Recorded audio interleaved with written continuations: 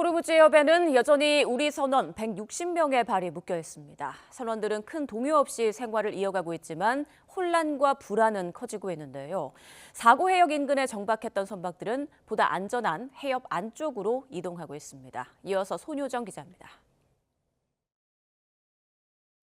선박 뒤편 하단 기관실에서 폭발과 함께 불이 시작되자 남호 선원들은 이산화탄소 소화 장비를 이용해 4시간 동안 직접 진화에 나섰습니다.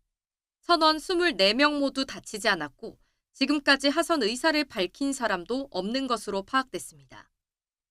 HMM 관계자는 선박이 두바이항으로 인양될 때까지 며칠이 걸릴 것으로 보이지만 승무원 의사가 최우선인 만큼 하선을 원할 경우 즉시 조치할 예정이라고 밝혔습니다. 현재 호르무즈 해협에 고립된 우리 선박은 남호호를 비롯해 모두 26쪽. 외국 선박 승선 인원까지 포함하면 우리 선원 160명이 2달 넘게 해협을 벗어나지 못하고 있습니다. 선원들은 큰 동요 없이 비교적 안정적으로 선상 생활을 이어가고 있는 것으로 전해졌습니다.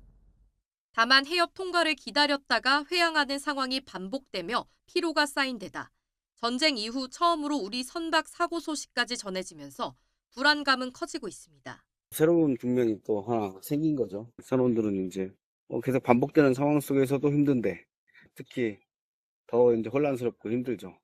노조 측은 선박 자체 결함보다는 외부 충격으로 인한 사고에 무게를 싣고 있습니다. 이번 사고의 깊은 우려를 나타내며 선원 안전 보장을 위한 정부의 대응을 촉구했습니다.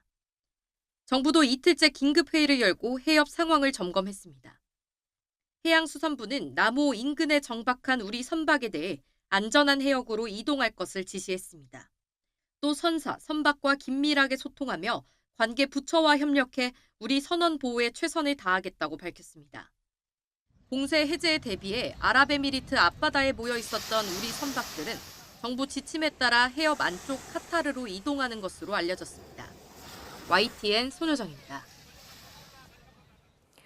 청와대는 트럼프 대통령이 우리 선박에서 폭발 화재가 발생한 걸 거론하며 파병을 촉구한 데 대해 한반도 대비태세와 국내법 등을 감안해 검토 중이라고 밝혔습니다.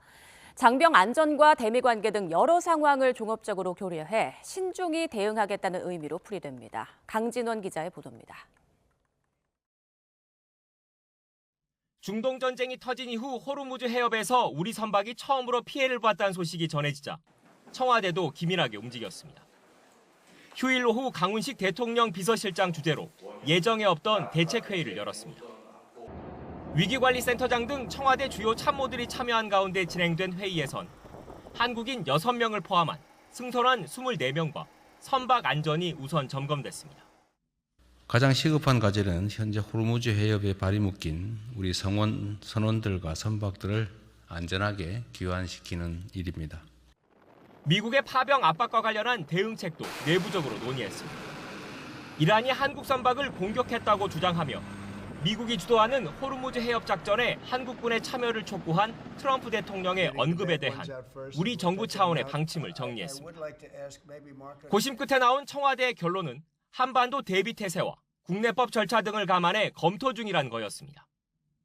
해상물류망의 조속한 안정을 위해 정부는 여러 국제적 노력에 참여하고 있다는 설명이 달렸습니다.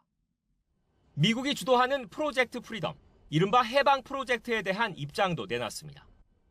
한미 양국은 호르무즈 해협을 포함한 주요 해상 교통로의 안정적 이용 문제와 관련해 지속적으로 긴밀한 소통을 유지하고 있다고 강조했습니다. 중동 전쟁 전환과 파병 시 한반도 안보 태세에 미칠 영향, 그리고 대미 관계 등 여러 상황을 종합적으로 검토해 신중히 대응하겠다는 의미로 풀이됩니다. 이 대통령은 앞서 영국과 프랑스 주도의 화상 정상회의에서 호르무즈 해협 내 항행의 자유를 보장하기 위해 실질적인 기여를 하겠다는 의지를 밝힌 적이 있습니다. 하지만 안정적 휴전이나 종전이 아닌 상황에서 파병 결정을 내리긴 쉽지 않은 만큼 청와대의 고심도 깊어질 거로 보입니다. YTN 강준원입니다.